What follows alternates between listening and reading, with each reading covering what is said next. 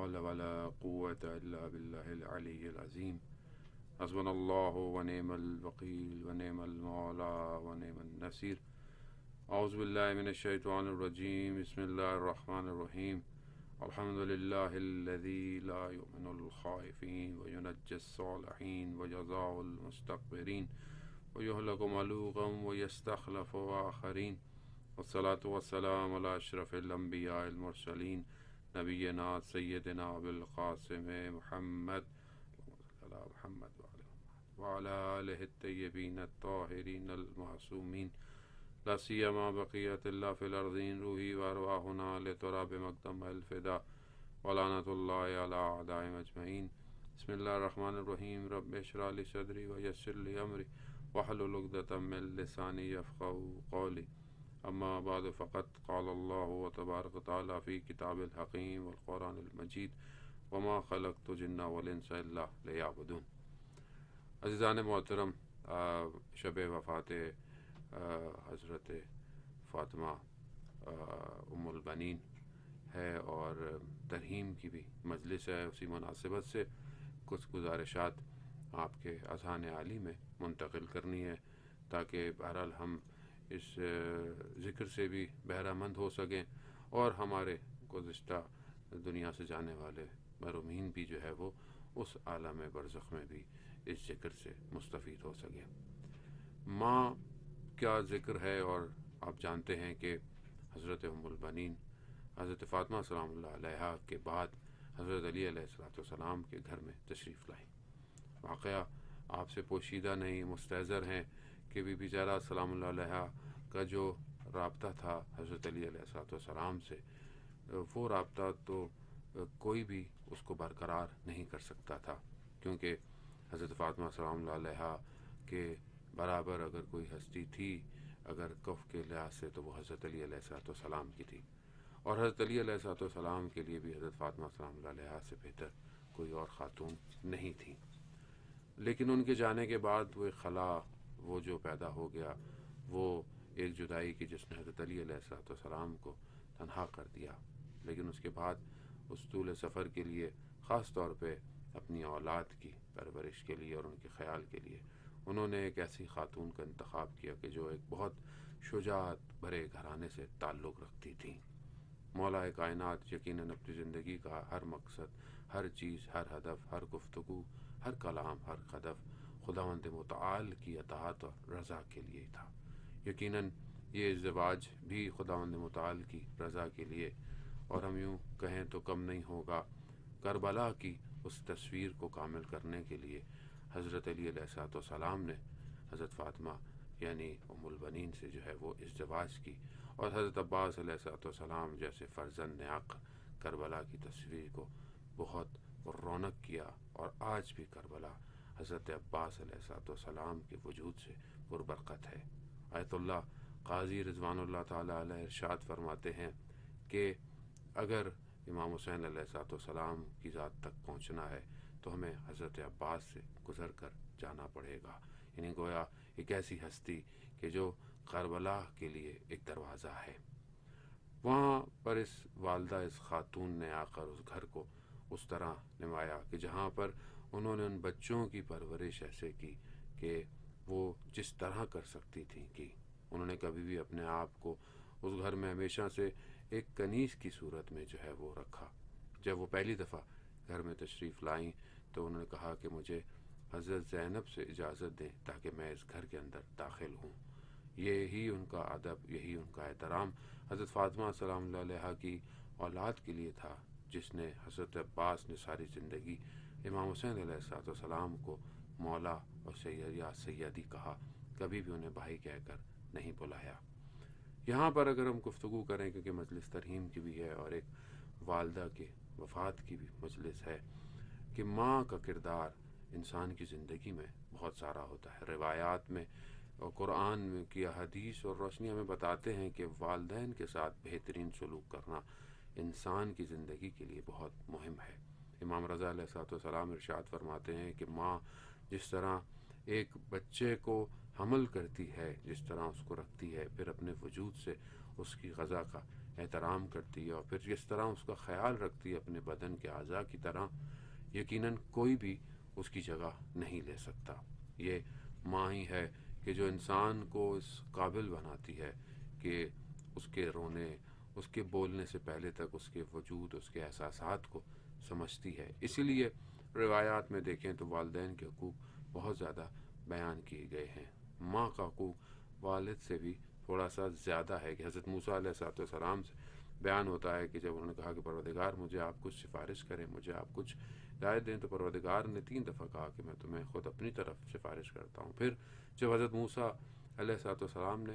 دوبارہ ان سے کہا تو انہوں نے کہا میں تمہیں تمہاری والدہ کی سفارش کرتا ہوں۔ پھر جب دوبارہ کہا میں تمہیں تمہاری والدہ کی سفارش کرتا ہوں۔ پھر جب تیسری دفعہ پوچھا تو کہا میں تمہیں تمہارے والد کی طرف سفارش کرتا ہوں۔ روایات سے یہ چیز جو ہے وہ ہم ایکسٹریکٹ کر سکتے ہیں کہ والدہ جو ہے وہ والد نیکی کرنا والدہ کا تقریباً 2 برابر ہے والد کی نسبت۔ بہرحال والد کی جگہ و مقام بھی اپنی جگہ پر ہے، لیکن والدہ ہی کے لیے پروردگار کی اگر محبت کو کمپیئر بھی کیا جاتا ہے کہ جسے ہم بالکل کمپیئر کر نہیں سکتے، لیکن ایک کثرت کی وجہ سے کہ خداوند متعال 70 گنا زیادہ ماں سے محبت کرتا ہے۔ 70 کے یا باقی جتنے بھی حصے ہیں وہ بیسیکلی ہوتے جو ہیں وہ کثرت کی وجہ سے ہیں انسان، لیکن خداوند متعال کی محبت کو ماں کی محبت سے جو ہے وہ مشابہ کرنے کے لیے کہ ماں کی اہمیت کتنی ہے۔ اگر انسان اپنی زندگی میں والدین کی نیکی کرنا چاہے، والدین کی طرف نگاہ بھی نیکی کی طرح کرے، تو یقیناً یہ بھی ایک صدقہ اور ایک خیرات ہے کہ انسان نیکی کر رہا ہے اپنے والدین کی طرف نگاہ کر کر۔ جو بھی لوگ دنیا میں کمال کی ہستی تک پہنچتے ہیں، یقیناً وہ اپنے والدین کے احترام کے ساتھ ہی اس مقام پر پہنچتے ہیں۔ روایات اس ذیل میں بہت زیادہ ہیں کہ جس کے اندر بہت زیادہ والدین کے لیے نیکی کے رسالہ حقوق امام سجاد علیہ السلام نے دونوں والدین کے حقوقوں کو بہت بہترین طریقے سے بیان کیا ہے۔ انسان کے لیے بہت سارے ایسے حقوق ہیں، خاص طور پہ وہ حقوق جو اس نے اپنی زندگی میں والدین کے ساتھ کرنے ہوتے ہیں، ان کے ساتھ احترام کرنا، ان کے ساتھ نیکی کرنا، ان کے ساتھ وہ رویہ رکھنا کہ بچہ اس وقت چل بھی نہیں سکتا تھا تو والدین اسے انگلی پکڑ کر چلنا سکھاتے ہیں، اسے بولنا سکھاتے ہیں اور اس کے ساتھ زندگی میں، اور پھر یہ وہ نیکیاں ہیں کہ جو اسے اپنی زندگی میں انہیں دینی پڑتی ہیں، لیکن جب والدین دنیا سے چلے جائیں تو بھی انسان کے اوپر بہت سارے حقوق جو ہے وہ لازم آ جاتے ہیں کہ انہیں زندگی گزر جانے کے بعد اپنے والدین کے ساتھ کیا۔ یقیناً اس میں سب سے زیادہ یہی ہے کہ انسان اپنی زندگی میں خود نیک کام ایسے کرے کہ جو آہستہ آہستہ اس کی نیکیوں کو ان کے والدین کی طرف بھیجے۔ ہر انسان جو بھی نیک کام کرے، اچھا اس کی اولاد بھی کوئی نیک کام کرے گی تو بھی اس کا جو ہے وہ اجر جو ہے وہ اس کے والدین کی طرف جائے۔ حضرت عیسیٰ علیہ السلام ایک قبرستان سے گزرتے ہیں تو دیکھتے ہیں ایک قبر میں عذاب ہے، اور جب کچھ عرصے کے بعد دوبارہ دیکھتے ہیں تو قبر میں عذاب نہیں ہے۔ پروردگار سے پوچھتے ہیں کہ پروردگار یہ کیا ماجرا ہے؟ کہا اس کی اولاد میں سے کسی نے ایک راستہ ٹوٹا ہوا تھا، اس راستے کو صحیح کیا اور لوگ اس سے چلنا شروع ہو گئے، یعنی ایک نیکی کی اس کی اولاد نے، تو خدا نے ان کی قبر سے عذاب کو جو ہے وہ ختم کر دیا۔ اسی لیے اگر آج ہم اپنی اولاد کی بھی تربیت کریں تو ان کی ہوئی نیکی، حتیٰ قرآن کی تلاوت کرنا، بسم اللہ الرحمن الرحیم پڑھنا بچے کا، اس کے باوجداد کی قبر تک اس اجر کو جو ہے وہ بھیجتا ہے۔ ہمیں لگتا ہے کہ شاید دنیا میں کوئی چھوٹا سا کام کرنا کسی معنی نہیں رکھتا، یا اس کا کوئی فائدہ نہیں ہوتا، یا اس کا ہمیں شاید ظاہراً ریٹرن نظر نہیں آتا، لیکن بہت سارے معاملات عالم برزخ میں بہت بڑے ہو کر جو ہے وہ نظر آتے ہیں۔ آیت اللہ دستغیب شہید دستغیب اپنی کتاب میں واقعہ بیان کرتے ہیں ایک عالم دین سے کہ جن کا انتقال ہو گیا تھا، وہ اپنے بیٹے کے خواب میں آئے تو بیٹے نے ان سے پوچھا کہ عالم برزخ میں معاملات کیسے ہیں؟ یہ جو ہم ایصال ثواب کی چیزیں یا ثواب کی چیزیں بھیجتے ہیں یا درود بھیجتے ہیں یا کوئی بھی نیکی کرتے ہیں، یہ اس عالم میں کیسے محروم تک پہنچتا ہے؟ اور وہ جو ہم کہتے ہیں کہ عالم برزخ میں عذاب ہوتا ہے تو اس کی نوعیت اور اس کی کیفیت کیا ہے؟ تو وہ بیان کرتے ہیں کہ عذاب بالکل ایسے ہی ہے جیسے ایک شخص پہاڑوں کے درمیان میں پھنسا ہوا ہو اور اسے فرار کی جگہ کوئی نہ ہو اور اس کے پیچھے جو ہے وہ بھیڑیے پڑ جائیں، تو وہ کہاں فرار کرے گا؟ عالم برزخ کا عذاب بالکل ایسے ہے۔ اور یہ جو تم نیکی یا کوئی چیز خیرات یا صدقہ یا اس کے علاوہ کوئی بھی چیز بھیجتے ہو، حتیٰ صلوات انسان جب بھیجتا ہے تو کا بالکل ایسے ہے کہ جیسے ایک بند کمرہ ہو، گرم دھواں ہو اس کے اندر، اور ایک کھڑکی کھل جائے اور تازہ ہوا کا جھونکا اس کے اندر آئے۔ تمہارا اپنے محرومین کے لیے ہدیہ کرنا بالکل ایسے ہی ہے۔ ایک صلوات ہم اپنے محرومین اور تمام محرومین اور خاص طور پہ جن محرومین کے لیے مجلس ہے پڑھ کر پڑھتے ہیں، اللہم صلی علی محمد وآل محمد وعجل فرجہم۔ جی عزیزان محترم، تو آپ نے دیکھا کہ ایک انسان سادہ سا عمل کر کر اپنے محرومین کو کتنا فائدہ دے سکتا ہے، اور اگر انسان اپنی پوری زندگی بہترین گزارے تو گویا یہ تو باقیت الصالحات بن جائے گا، اور خاص طور پہ اولاد جو ہے وہ ویسے ہی باقیت الصالحات ہے، جیسے کہ بہرحال مجلس جو ہے وہ ترہیم کی ہے مولانا کی والدہ اور اس کے علاوہ بھی بہت سارے لوگ، تو ایک عالم دین اگر اولاد میں سے ہو، نسل میں سے ہو، تو اس کا ہر ایک نیک کام، اس کا ہر ایک گفتگو، اس کا لکھا ہوا ہر ایک لفظ جو ہے وہ ایک باقیت الصالحات ہے۔ اگر وہ کتاب کی صورت میں چھپتا ہے تو پڑھنے والے ہمیشہ اس کتاب کا مطالعہ کرتے رہیں گے اور اس کا اجر و ثواب ان کے والدین کی طرف پلٹتا رہے گا۔ جیسے کہ ڈاکٹر ریحان اعظمی کے لکھے ہوئے اشعار، منقبتیں، نوحے جب تک سنتے رہ جاتے رہیں گے، جب تک لوگ ان کو پڑھتے رہیں گے، ان کا اجر و ثواب جو ہے وہ عالم برزخ میں ان تک پہنچتا رہے گا۔ یہ ہمیں بھی اپنی زندگیوں کی طرف توجہ کرنی چاہیے کہ ہم اپنی زندگی میں کون سا ایسا کام چھوڑ کر جا رہے ہیں کہ وہ ہمارے لیے باقیت الصالحات قرار دے۔ کوئی نیک کام، کسی اچھی جگہ کی تعمیر، یا خاص طور پہ کوئی ایسا عمل کہ جو آنے والے وقتوں تک چلتا رہے۔ یہ بہت ضروری ہے کہ جب ہم اپنی ظاہری زندگی میں اپنی دنیا کو اتنا خوبصورت بنانے کے لیے اپنا گھر، اپنے لباس، اپنی چیزیں بناتے ہیں کہ جو ٹھیک ہے انسان کو جتنی ضرورت ہو کرے، لیکن اسے اپنی آخرت کے لیے بھی ایسے منازلوں کو بنانا چاہیے کہ جو یہاں شاید نظر نہ آ رہے ہوں، لیکن وہاں پر اس کے لیے ایک ایسی چیز پہلے سے مہیا ہو۔ یہ تو لوگ خوش قسمت ہیں کہ جنہیں توفیق ہو گئی کہ انہوں نے اپنی زندگی میں نیک کام کیے، لیکن آج جس معاشرہ، جس مادی پرستی، جس میٹرلسٹک ورلڈ کی بھاگ دوڑ میں لگا ہوا ہے، کیا اس کے اندر ہم کوئی ایسا کوئی کام کر رہے ہیں یا کوئی ہم سوچتے ہیں؟ بہترین انسان وہی ہے جو دور اندیش ہوتا ہے، بہترین انسان وہی ہے جو اپنی پلاننگ کرتا ہے، اپنے مقاصد، اپنے کیریئر کے لیے سوچتا ہے۔ اب ہم نے سب نے دنیا سے چلے جانا ہے، ہم دنیا میں جتنا بھی اچھا کام کر لیں، جتنے بھی بڑے ہو جائیں، جتنا بھی کوئی نام پیدا کر لیں، شہرت کر لیں، دولت جمع کر لیں، یا چاہے ہمیں کوئی نہ بھی جانتا ہو، تو بھی ہم نے اس دنیا سے چلے جانا ہے۔ لیکن جہاں ہم نے جانا ہے ہم وہاں کے لیے کتنے پریشان ہیں، ہماری ساری پریشانیاں اس دنیا کے لیے ہیں، جبکہ دنیا ہمارے لیے صرف ایک گزرگاہ ہے۔ حدیث آپ کی خدمت میں کہ جو میں کچھ عرصے سے مسلسل اس کے کچھ حصے متواتر پڑھتا آ رہا ہوں کہ شخص جو ہے وہ رسول خدا حضرت محمد مصطفیٰ صلی اللہ علیہ وآلہ وسلم کی خدمت میں آئے اور پوچھا کہ یا رسول اللہ، مجھے آپ سے ایک سوال ہے۔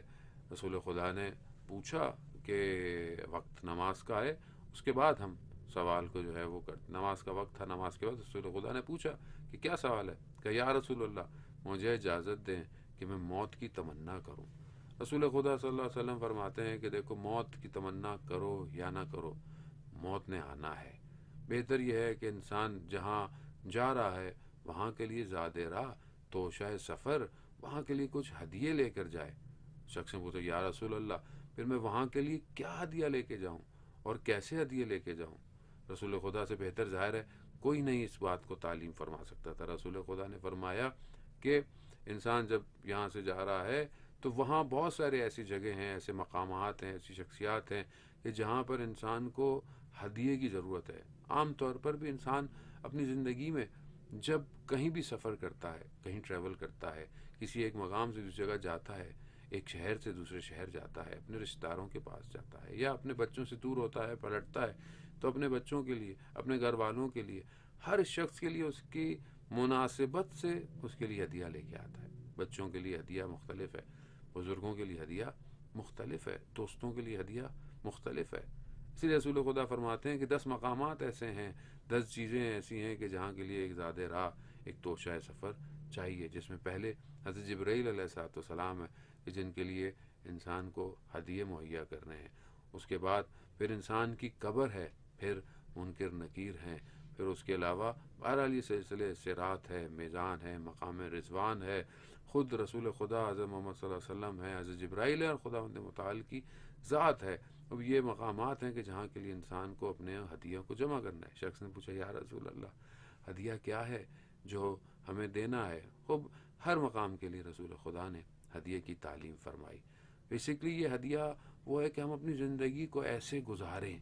کہ جب ہم جائیں تو یہ جگہیں ہم سے راضی ہوں، یہ مقامات، یہ شخصیات ہم سے راضی ہوں۔ ظاہر ہے پہلی شخصیت جو انسان کو سامنے ملتی ہے وہ حضرت جبرائیل علیہ السلام کی ہے۔ اگر وہ کہ جو ان کو ریکوائرڈ ہے اگر وہ ہوگا تو یقیناً ہماری روح بہت آسانی سے اس دنیا سے پرواز کرے گی۔ کیونکہ میں بہرحال اس بات کو کئی دفعہ کہہ چکا ہوں، لیکن بہت تیزی سے پہلی چیز جو حضرت اسرائیل علیہ السلام کو چاہیے وہ یہ ہے کہ ہمارے اوپر کسی چیز کا حق نہ ہو۔ اب یہ ایک سب سے آسان سی بات ہے لیکن سب سے مشکل ہے کہ انسان جب اپنی زندگی میں کرنے کو آتا ہے، نہ جانے نہ چاہتے ہوئے اپنی زندگی میں کتنے حقوقوں کو پامال کر جاتا ہے، چاہے راہ گزرتے ہوئے، چاہے گاڑی چلاتے ہوئے، چاہے گفتگو کرتے ہوئے، چاہے لین دین کے معاملات ہوں، چھوٹی چھوٹی باتیں ہوں۔ اور آج کل تو ہم جس معاشرے میں رہتے ہیں ہمیں یہ بھی نہیں پتہ چلتا کہ ہم کتنوں کے حقوق پامال کر رہے ہیں اور کتنوں کے حقوق ادا کر رہے ہیں، کیونکہ اب وہ ہم اس زمانے کے دہانے پر آ چکے ہیں کہ جہاں گناہ نہیں رہا، جہاں حرام اور حلال مخلوط ہو گیا ہے، جہاں حق و باطل میں اتنی آمیزش ہو گئی ہے کہ انسان اسے تفکیک کرنا اس کے لیے مشکل ہو گیا ہے۔ انسان کو چاہیے کہ خاص طور پہ کہ انسان جب اس دنیا سے جائے تو اپنی گردن پر کسی کا حق نہ ہو، چاہے وہ لین دین ہو، چاہے وہ کوئی بھی چیز ہو۔ لوگ جب دنیا سے گزر جاتے ہیں انہیں احساس نہیں ہوتا، اور یہ پھر ان کی اولاد کی ذمہ داری ہے کہ اگر والدین کے اوپر کوئی حق ہے۔ یہیں پر کچھ فاصلے پر آیت اللہ مراشی نجفی کا مرقد مبارک ہے، وہ بیان کرتے ہیں کہ میں نے کچھ عرصے کے بعد اپنے والد محترم کو خواب میں دیکھا کہ حرم امام حسین میں تشریف فرما ہے۔ میں نے پوچھا کہ بابا جان اتنا عرصہ کیوں ہو گیا آپ کو خواب میں میرے آنے کے لیے؟ کہا کہ میں مشکل میں گرفتار تھا، پھنسا ہوا تھا۔ کہا بابا کیسی گرفتاری؟ کہا کہ نجف میں ایک دکان والے کا کچھ حساب کتاب تھا جو رہ گیا تھا، اسے ادا کرنا تھا، تو میں اجازت لے کر آیا ہوں کہ جاؤ تم جا کر اس کا وہ جو رہ گیا ہے معاملہ اسے ادا کرو۔ وہ کہتے ہیں کہ میں گیا، میں نے اس دکان والے کو ڈھونڈا اور جا کر پوچھا تو اس نے کہا بہت ساری پرچیاں رسیدیں رکھی ہوئی ہیں جو لوگ مجھ سے معاملات کرتے تھے۔ کہا خلاصہ میں نے ان کو ڈھونڈا، مجھے بہت وقت لگا، لیکن ایک پرچی پر مجھے مل گیا کہ میرے والد نے ان سے کچھ معاملہ کرنا تھا۔ وہ عزیزان محترم، ہم اپنی زندگی میں ان چیزوں کو بہت لائٹ لیتے ہیں، بہت ہلکا لیتے ہیں کہ شاید کسی کا معاملہ لکھا نہیں، کسی کو ہم نے دینا تھا، ہم نے اس کو توجہ نہیں کی۔ بعض اوقات انسان پلٹ کے پوچھتا بھی نہیں ہے، دیکھتا بھی نہیں ہے۔ حد اقل انسان لین دین کے معاملات میں لکھ کے جائے تاکہ اس کے جانے کے بعد اس کی اولاد، اس کے ورثاء ان معاملات کو دیکھ سکیں۔ یہ ابھی ہمیں معاملہ بہت آسان نظر آتا ہے، لیکن آپ یقین کریں ہر کسی کو اتنی توفیق نہیں ہوتی ہے کہ کوئی پلٹے گا وہاں سے آ کر کسی کو خواب میں بتائے گا۔ بہت تھوڑے لوگوں کو خدا توفیق دیتا ہے کہ وہ آتے ہیں۔ اسی طرح انسان کے اوپر اگر کوئی چیزیں فوت ہو گئی ہیں، جیسے انسان نماز ہے، روزہ ہے، حج ہے، زکوٰۃ ہے، یہ جو واجبات ہیں اب یہ گزر گئی ہیں، ان کی قضا کرنا اس کے لیے بہت ضروری ہے، حتیٰ ان کو لکھ کے جائے، کیونکہ انسان کو پتہ نہیں ہے کہ وہ کب دنیا سے چلا جائے گا۔ بہرحال اس طرح انسان جو ہے وہ اپنے اندر شوق رکھے، خداوند متعال کی تمنا رکھے، ملاقات کی، اور تیار رہے۔ وہ جو ایک ہدیہ ہے خاص طور پہ جو منکر و نکیر، کیونکہ آپ جانتے ہیں کہ بہت سارے ملائکہ پروردگار نے خلق کی اور ملائکہ کی تعداد انسان سے بہت زیادہ ہے، ہر چیز کا ایک الگ ملائکہ ہیں کہ جن کو خدا نے امر کیا ہوا ہے۔ اسی طرح ملائکہ ہیں جو ہمارے حساب کتاب کو مسلسل لکھ رہے ہیں۔ اس طرح 2 ملائکہ کے جو قبر میں انسان سے اس کے حال احوال پوچھیں گے، اسے سوالات کریں گے، اور ہم زیادہ تر ان ملائکوں کا ذکر تو اشعار ہی میں سنتے رہتے ہیں، لیکن ان ملائکوں کے لیے ہم کیا ہدیہ لے کے جاتے ہیں؟ تو پہلی چیز جو رسول خدا صلی اللہ علیہ وآلہ وسلم نے ارشاد فرمائی وہ یہ ہے کہ صدق اللسان، کہ انسان اپنی زبان میں سچا ہو، سچی بات کرتا ہو، جھوٹ اس کی زندگی میں نہ ہو، جھوٹ سے دوری ہو۔ آج کے زمانے میں جب آپ سچ اور جھوٹ کی بات کرتے ہیں تو ایسا لگتا ہے کہ یہ تو کوئی بات ہی نہیں ہے، یہ تو کوئی ایسی کوئی بڑی چیز نہیں ہے، جبکہ ہماری زندگیوں میں جھوٹ اتنا سرایت کر گیا ہے کہ ہمیں اس کا احساس ہی نہیں ہے۔ مثال کے طور پر ایک شخص رات کو سو نہیں پاتا اور تکلیف میں ہے یا اذیت میں ہے، ہو سکتا ہے 1 گھنٹہ رات کو جاگتا رہتا ہو، لیکن جب ڈاکٹر کے پاس جاتا ہے تو ڈاکٹر سے پوچھتا ہے کہ میں ساری رات نہیں سویا، وہ کہ جھوٹ بول رہا ہے، 1 رات 1 گھنٹہ، اور یہ ہماری عادت ہے۔ ہم سے بھی یاد ہوتا ہے کہ ساری رات میں یوں نہیں کیا، میں راستے میں یوں نہیں کیا، جبکہ ایک عالم دین کی زندگی میں بتایا جاتا ہے کہ جب ان سے کوئی ٹائم پوچھتا تھا تو وہ کہتے تھے کہ خود گھڑی کی طرف دیکھ لو، یہ نہ ہو کہ جب میں تمہیں بتاؤں تو 1 منٹ آگے کی طرف ہو اور میں جھوٹ تم سے بولوں۔ یعنی جھوٹ جو ہے وہ انسان کی بہت ساری برائیوں کا ریشہ ہے، خاص طور پہ منافقت جو ہے وہ قرآن جن واقعات کو بیان کر رہا ہے، سورہ منافقون کی آیات جو ہیں وہ زیادہ تر منافقین کے جھوٹ کے اوپر جو ہے وہ بیان ہے کہ یہ انہوں نے اس زمانے میں صدر اسلام کے اندر کچھ واقعات کے شاید ابھی وقت میں اتنی گنجائش نہ ہو کہ ان واقعات کو کھولا جائے کہ جہاں پر انہوں نے جھوٹ بولا آپس میں، رسول خدا کی خدمت میں آئے۔ رسول خدا جانتے تھے، مگر جو ہے وہ قرآن کی آیتیں ریویل ہوئیں آ کر اور یہ بیان کر رہی ہیں کہ یہ منافق ہیں، یہ جھوٹ بولتے ہیں۔ ایک جھوٹ انسان کو بڑے بڑے دہانوں کی طرف لے کے جاتا ہے، ایک جھوٹ نہ جانے کتنے کتنے بڑے جرموں کو تاریخ کے اندر ثبت کر رہا ہے کہ کتنے جھوٹ بولے گئے اور ایک جھوٹ نے انسان کو کہاں تک پہنچا دیا۔ ہم اپنی زندگی کی طرف توجہ کریں، شاید تاریخی باتیں کرنا اچھی بات ہے، لیکن ہو سکتا ہے کہ آپ بولیں کہ میں کیا کروں، تو ہم اپنی زندگیوں میں دیکھیں کہ ہم اپنی زندگیوں میں اگر مذاق سے بھی جھوٹ بولتے ہیں تو یہ مذاق آہستہ آہستہ انسان کی زندگی میں سنجیدہ ہو جاتا ہے۔ اور خاص طور پہ جب انسان سوشل میڈیا کی زندگی کے اندر گھرا ہوا ہوتا ہے، جب کوئی فون کرتا ہے، جب کوئی چیٹ کرتا ہے یا ٹیکسٹ کرتا ہے یا بات کرتا ہے، انسان ویسے ہی ایک فریب کے اندر ہے، ایک ورچوئل ورلڈ میں ہے، اور ویسے بھی ایک جھوٹ کی بنی ہوئی اسٹرکچر کے اندر کوئی پوچھتا ہے کیا کر رہے ہو، تو انسان کبھی بھی صحیح نہیں بتاتا، کہاں ہو انسان اپنی لوکیشن بھی صحیح نہیں بتاتا۔ ٹھیک ہے، انسان شاید مصلحت نہیں ہے بہت ساری بات کرنا، لیکن ہم اتنے زیادہ عادت ہو گئی ہے، ہمارے وجود میں اتنا پینیٹریٹ کر گیا ہے آج کل کا جھوٹ، اور یہی وجہ ہے کہ انسان جب اس عادت سے 2 4 گرفتار ہو تو پھر اس کے آنے والی نسل بھی اسے، یہ پہلی چیز ہے کہ اگر ہم اپنی زندگی میں جھوٹ کو صحیح نہیں کریں گے تو ہم منکر اور نکیر کو کیا ہدیہ دیں گے اگر ہماری زبان ہی سچی نہیں ہے۔ پروردگار نے 1,24,000 پیغمبر بھیجے اور ان سے 2 ہی شرطیں مانگی، ایک یہی کہ اپنی زبان سچ ہو، صدق اللسان ہو، دوسرا اداء الامانہ یعنی امانت کو جو ہے وہ ادا کرنا۔ یہ 2 چیزیں پروردگار نے تمام انبیاء سے شرط دی۔ انسان اسی چیز سے پہچانا جاتا ہے، انسان امانت داری سے پہچانا جاتا ہے کہ وہ دنیا کے ساتھ کتنا اچھا ہے اور آخرت کے لیے اس کی توجہ کتنی ہے۔ انسان دوسری چیز جو کہ منکر نکیر کو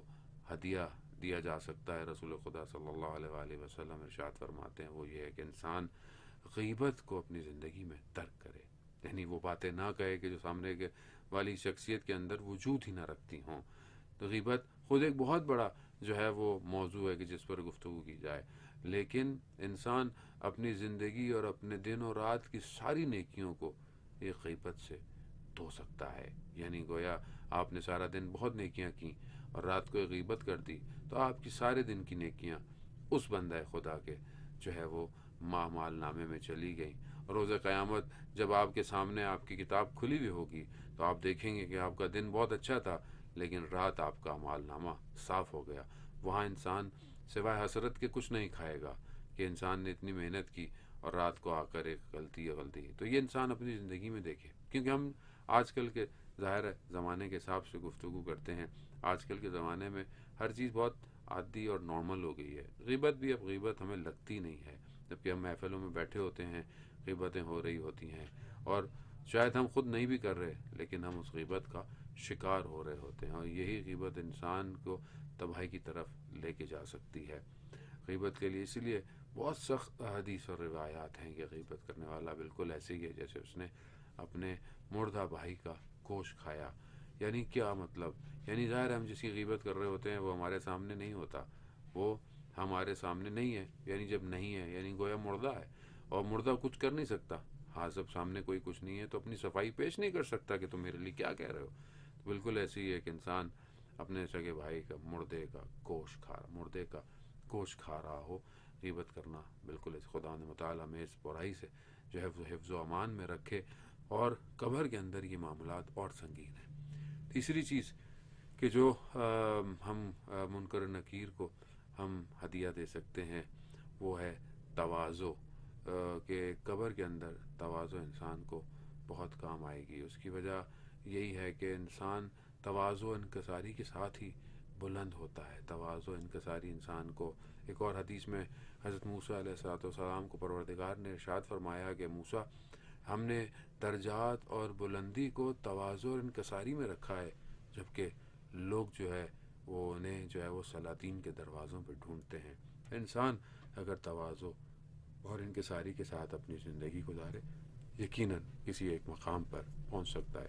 عزیزان محترم، بہرحال حدیث طولانی ہے، اس کے اور بھی حصے ہیں کہ وقت میں گنجائش نہیں کہ ان کو بیان کیا جائے. خلاصہ یہ ہے کہ جب انسان کی توجہ آخرت کی طرف ہوتی ہے تو وہ اپنے اندر ان صلاحیتوں کو، ان خصوصیتوں کو پیدا کرتا ہے. دنیا کی کوئی بھی یونیورسٹیز، دنیا میں کوئی بھی انسٹیٹیوشن جو ہے وہ انسان کے نفس کی ترقی اور اس کی روح کی بلندی کے لیے کبھی بھی کوئی چیز نہیں دے سکتے. یہ اسلام ہی ہے کہ جسے پروردگار نے انبیاء کے ذریعے سے ہم تک پہنچا، اور ائمہ علیہ السلام کے ذریعے سے اس سلسلے کو جاری اور ساری رکھا، اور آج علماء کرام اسی سلسلے کو آگے بڑھا رہے ہیں کہ جب تک جو ہے وہ آخری امام کا ظہور نہ ہو جائے. ہمیں چاہیے کہ ہم جس طرح اپنے ظاہر کو سنوارتے ہیں، ہمیں اپنے اخلاق کو بھی مزین کرنا چاہیے. یہ اخلاق صرف اس دنیا میں نہیں بلکہ مرنے کے بعد یقیناً انسان قبر کے اندر اپنے وارڈروب سے نہیں پہچانا جائے گا بلکہ اپنے روح کے کمالات سے پہچانا جائے گا. اس کی قبر کے اندر اس کی روح ہی ظہور کرے گی، اس کا اخلاق ظہور کرے گا. مرنے کے بعد بھی جب لوگ کسی کو یاد رکھتے ہیں تو شاید تھوڑی دیر اس کے جاؤ جلال، اس کے نام اور اس کے منصب کی وجہ سے ایک آدھ دن جھمگٹا لگ سکتا ہے، لیکن اگر زبان زد عام انسان سالوں تک رہنا چاہے تو اسے اپنا اخلاق ایسا کرنا پڑتا ہے کہ لوگ اسے یاد کریں. اس لیے مولا متقیان حضرت علی ابن ابی طالب علیہ السلام ارشاد فرماتے ہیں کہ زندہ ایسے رہو کہ لوگ تم سے ملنا چاہیں، اور جب تم دنیا سے چلے جاؤ تو لوگ تم پر گریہ کریں. بہت تھوڑے لوگ ایسے ہوتے ہیں کہ لوگ کسی شخص کے اوپر گریہ کرتے ہیں. یقیناً انسان اپنی زندگی ایسے گزارے. ہماری دور حاضر میں علماء کی زندگی، شہداء کی زندگی واقعاً ایسی زندگی ہے کہ جب ہم ان کی طرف توجہ ڈالتے ہیں تو دیکھتے ہیں کہ ہم ان کے جانے کے بعد ہم ان پر بہت گریہ کرتے ہیں. ہمارے سامنے بڑے بڑے علماء، ہم نے اپنے سامنے ان سے استفادہ بھی کیا، ان کے درسوں میں بھی رہے، اور آج وہ دنیا سے چلے گئے ہیں تو یقیناً وہ خلا اس کو کوئی پر نہیں کر سکتا. خاص طور پہ وہ شہداء کہ جن کو شاید ہم نے دیکھا بھی نہیں اپنی زندگی میں، لیکن ان کے وجود کے اثرات اتنے زیادہ جو تھے وہ اسٹرانگ تھے، اتنے زیادہ مضبوط تھے کہ آج تک ہماری روحیں اس سے متاثر ہیں. انہوں نے زندگیاں اس اخلاق سے مزین کیں جو واقعاً ایک حقیقی اسلام تھا. آیت اللہ خامنائی ایک شہید کا واقعہ بیان کرتے ہیں کہ یقیناً آپ نے سنا ہوا ہوگا کہ شہید جو تھا وہ بہت مضبوط اور بہت سخت انسان تھا، اور اس کے کئی دوست جو تھے وہ جنگ میں جو ہے وہ شہید ہو گئے تھے. آخری دفعہ اس کی زوجہ بیان کرتی ہیں کہ جب وہ آیا اس کے بعد جب وہ گیا تو وہ پلٹا نہیں، تو اس رات کو کہا کہ میں نے دیکھا کہ رات کو گریہ کر رہا ہے، رو رہا ہے. تو میں نے اسے کبھی گریہ کرتے ہوئے دیکھا نہیں تھا. میں نے اسے پوچھا کہ گریہ کیوں کر رہے ہو؟ تو اس نے بولا میں نے خواب میں فلاں اپنے دوست کو دیکھا اور اس کو میں نے ہاتھ پکڑ لیا کہ ہم نے سارے کام خود کیے، جنگوں میں ہر جگہ ساری چیزیں، مگر کیا وجہ ہے کہ مجھے شہادت نہیں مل پائی ابھی تک اور تم اس مقام پر حاصل کر چکے. اس نے کہا صرف ایک چیز کہ کہا گریہ انسان کو اس کمال پر لے کے جا سکتا ہے. عزیزان محترم، ہم بھی اپنی راتوں کی تنہائی میں آج ہم دوسروں کے اصال ثواب کے لیے خدا ہمیں توفیق دے رہا ہے کہ واقعاً یہ بھی توفیق ہے کہ اگر ہم اپنے مرحومین کے لیے کوئی لفظ کہتے ہیں، کوئی قدم بڑھاتے ہیں، کوئی نیک کام کرتے ہیں، یہ بھی توفیق الہی ہے، لیکن خود اپنی قبر کی طرف متوجہ رہیں کہ نہ جانے کوئی ہمارے لیے کوئی نیک کام کرے گا یا نہیں کرے گا۔ بہتر ہے کہ ہم خود اپنی قبر کے لیے جو ہے وہ سامان پیدا کریں۔ قبر کو ایک ہدیہ اسی حدیث میں سے جو ہم دے سکتے ہیں وہ قیام صلاۃ اللیل ہے۔ انسان رات کو خدا کی بارگاہ میں تنہائی میں کھڑا ہو، اس کی بارگاہ میں سجدے کرے، اس کی بارگاہ میں گریہ کرے۔ یہ دنیا بہت محدود ہے، ہم اس دنیا کو سمیٹنے کے چکر میں اپنے حقیقی مقصد سے دور ہو جاتے ہیں۔ مگر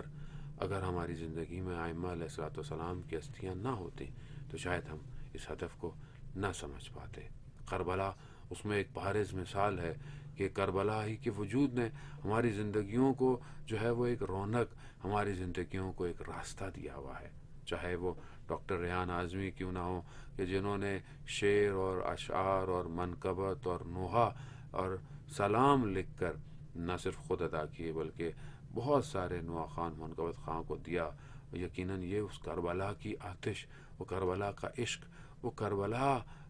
کا وہ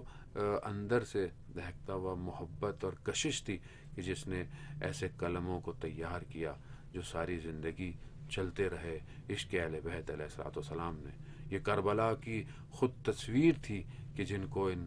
کے اشعار کے ذریعے سے جو ہے وہ قلم بند کرنے کی کوشش کی۔ کتنے زاویے تھے، کتنے طرف سے، کتنے جہت سے، کتنے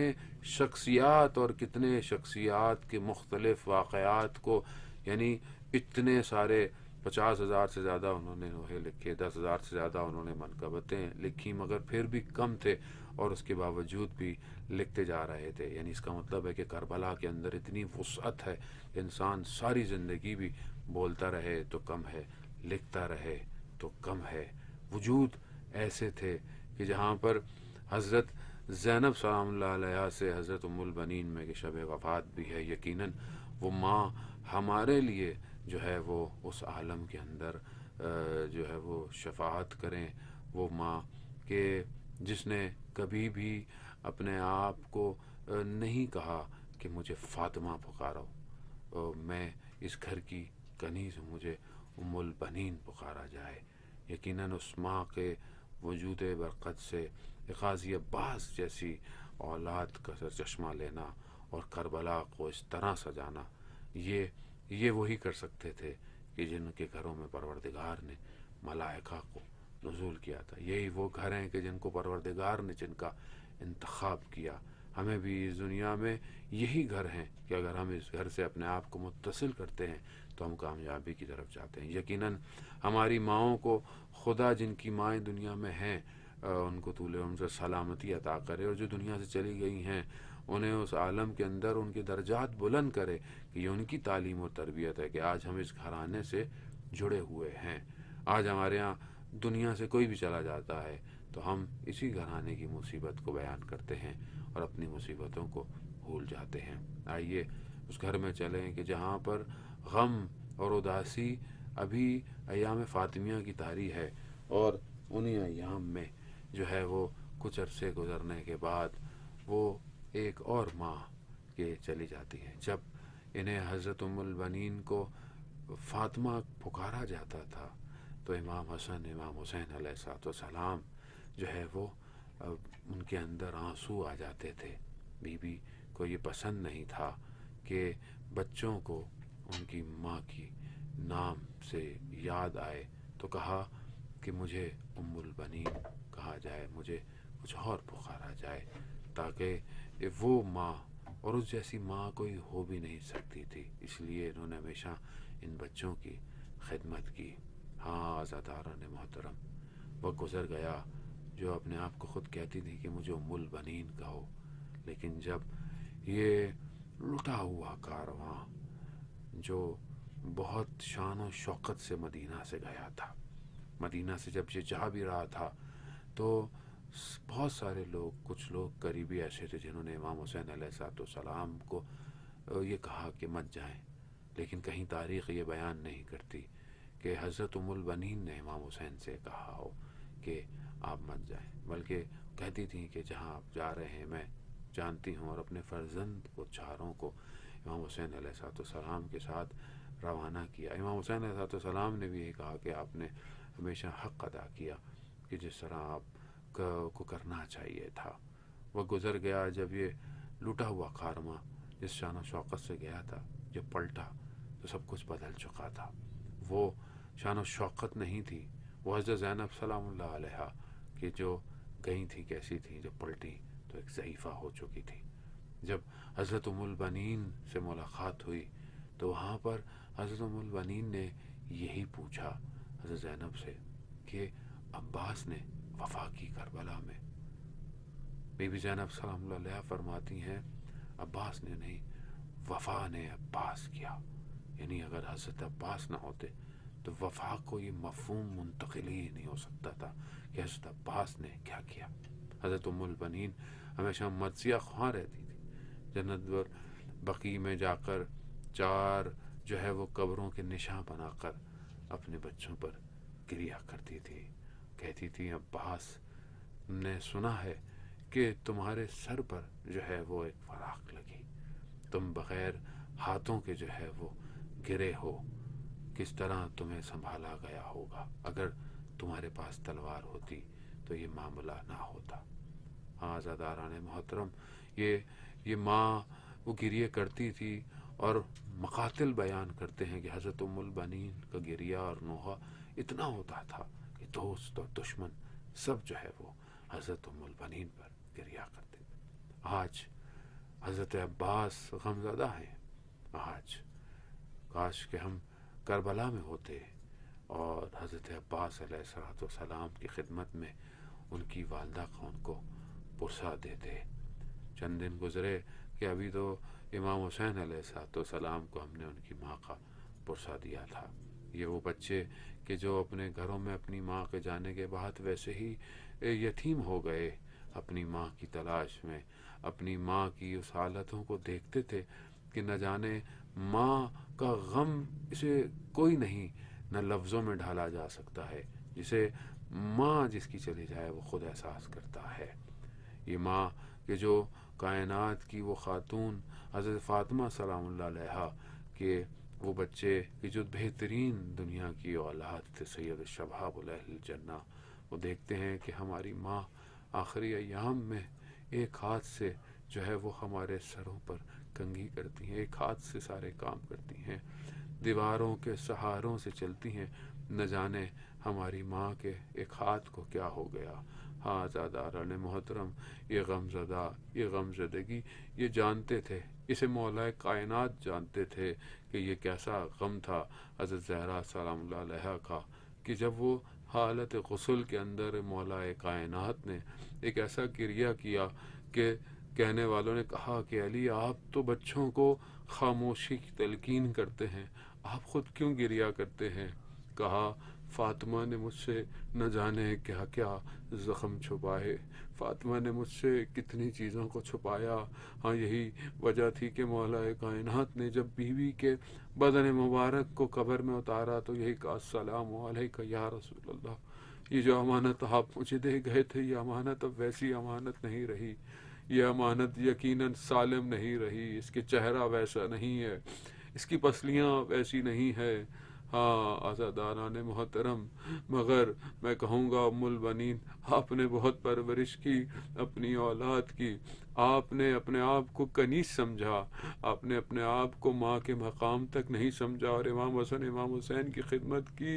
ہاں اور آپ نے یہی کہا کہ دیکھو بیٹا ان کو اپنا مولا ہی کہنا، یہ آپ ہی کی تربیت کی نشانی تھی۔ لیکن آخری وقت میں جب حضرت عباس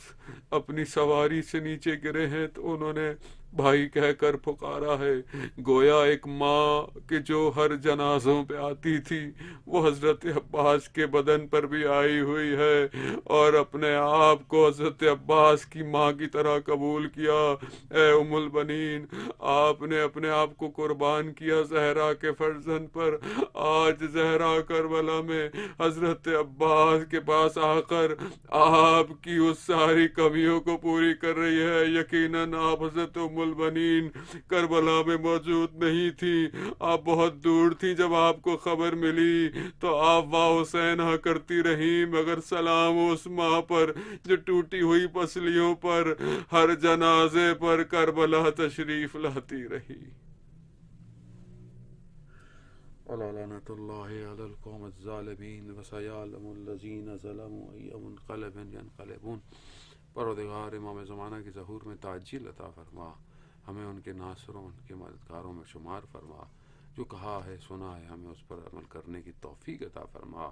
اگر ہم سے کوئی نیک کام ہوا ہے پروردگار، اس کی جزا ہمارے مرحومین کو، خاص طور پہ مولانا سبطین کی والدہ اور ڈاکٹر ریحان اعظمی کی روح کو، اور جو بھی حاضرین مجلس سن رہے ہیں دیکھ رہے ہیں، گزشتہ چند دنوں کے اندر کافی لوگوں کا انتقال ہوا ہے، ان سب کی روح کو جو ہے اس کا ثواب پہنچا دے۔ پروردگار ہمیں نیک کام کرنے کی توفیق عطا فرما، ہمارے مرحومین کی مغفرت فرما۔ پروردگار ہمارے گھر کو قرآن کی تلاوت سے منور فرما، ہمیں حج عمرہ اور زیارات کی توفیق عطا فرما۔ مسلمان جہاں بھی ہیں ان کی جان مال عزت آبرو کی حفاظت فرما۔ دشمنان اسلام اگر ہدایت کے قابل ہیں انہیں ہدایت عطا فرما، اگر ہدایت کے قابل نہیں تو انہیں کیفر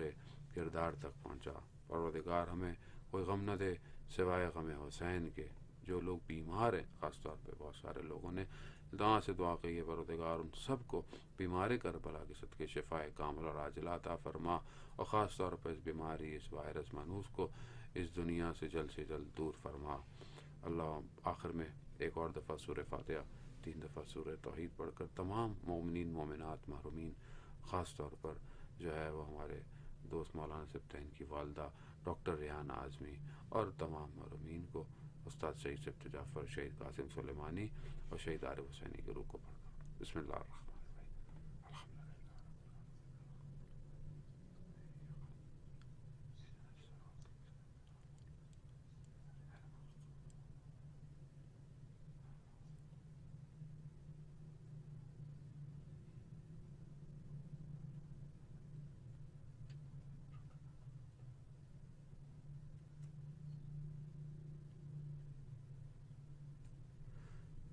اللهم ارزقنا زیارت الحسین فی الدنیا و شفاعتہ فی الآخرہ۔ صلوات بھیجتے محمد